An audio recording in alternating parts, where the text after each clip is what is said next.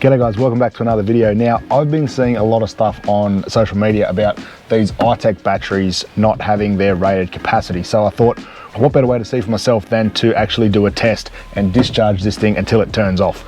I'm not recommending that you guys go out and do this test. I don't know what's going to happen. Hopefully it just goes into safe mode and turns off and I can turn it back on and recharge it. But I want to figure out how much capacity this 120X lithium battery actually holds. So with that in mind, let's get straight into this thing and get to discharging. All right, so first things first, we have to figure out what the rated discharge capacity is for one of these iTech batteries. So I'll overlay this on the screen now, but if you jump onto ITECHWORLD's website, you can actually download the user guide and the discharge specs and all the specs around the battery. So I'll chuck that up on the screen now.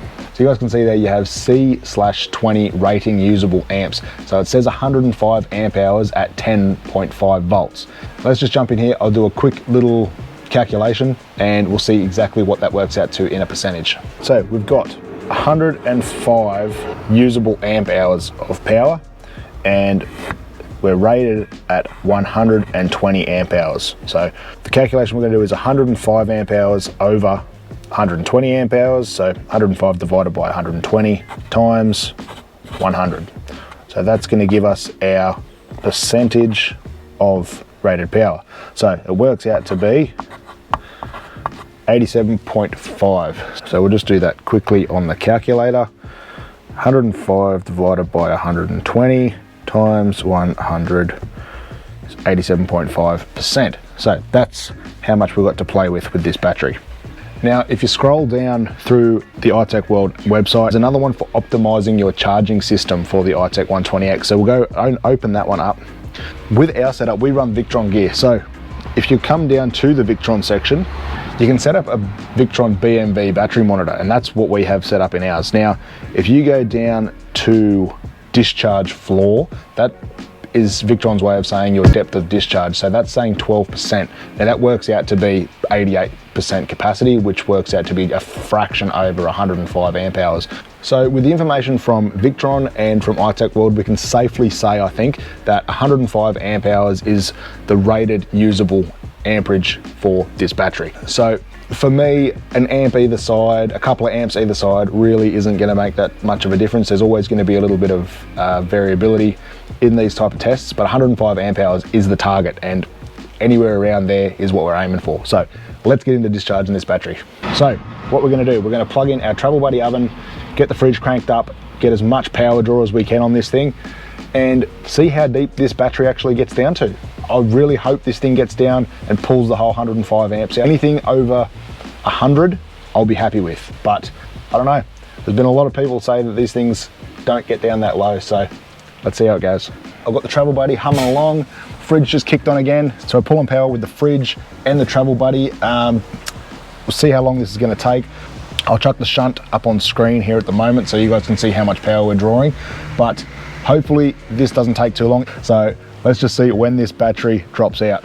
Righto, so it's just gone past 7 o'clock. I'll put up the Victron Connect app on the screen now, but you guys can see we're down to about 25, 26%.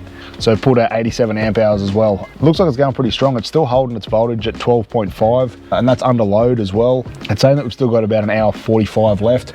So this is probably going to finish up tonight, depending on how the light is. I'll try to get some footage tonight. Otherwise, I will see you guys in the morning when this thing has completely turned off. Oh, see you then. All right, so it's about 10 to 8, and I've just come out to give it one last check before I start winding down. But I'll put this on the screen as well, but it's down to 20%, and the Victron shunt has just brought up a low SOC alarm, which is a low state of charge. Bear with us, we're getting there. We're getting down there. It's gonna happen. But so far we have drained 93 amp hours. So 10 more to go and I'll be pretty happy. I reckon if it cracks 100, it'll be doing pretty well. The voltage has dropped off to 12 volts as well. So we're just sitting just over 12 volts and we're dragging out 9 amps. So we're still pulling about the same power. Doesn't seem to have slowed anything down, but we're getting there. We are getting there. All right, so I've just woken the battery back up again. It went flat about 20 minutes after I finished doing that last clip at about 8 o'clock. So let's jump into the shunt, see how much power this thing drained out, and see if it's, you know, what ITECHWORLD says. You should be able to see on the screen right now the shunt stats and the history. So you can see that we're putting in just a little bit over 12.5 volts. So for a lithium, you know, that's really pretty flat. And we're putting in around 25 amps. So this is the DC-DC charger, pumping power back in, trying to get that battery back up again. And we'll come over to history now. So you can see there that its deepest discharge and its last discharge, so the last discharge obviously being last night, is 95 amp hours. So that's as far as the battery would go before it went into safe mode. So let's do a little bit of maths. Let's work out exactly what that is as a percentage of the 120 amp hour battery and weigh up whether that matches up with ITECHWORLD specs for the 120X. Righto, so I figure first thing, we'll go through the rated capacity from ITECHWORLD, and then we'll flip it over and we'll go through the actual test results. So rated capacity, ITECHWORLD say that you can get 105 usable amp hours from a total of 120, which gives you a capacity of 87.5% usable power from your battery. That is what ITECHWORLD says is your usable percentage of your battery, 87.5%. So let's flip it over. The test results, we worked out that we could get 95 amp hours out of a possible 120.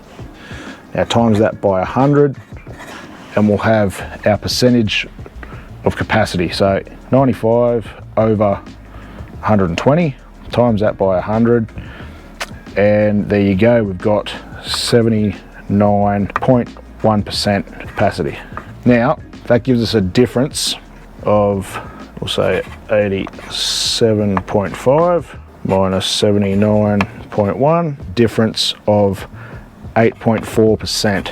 All right, so you guys can see from that last little sequence that the results of the test showed an 8% drop in capacity versus the capacity rated by ITECHWORLD. Now, I want to just touch on one thing. This is a real world test with vastly different gear to what these batteries are rated at.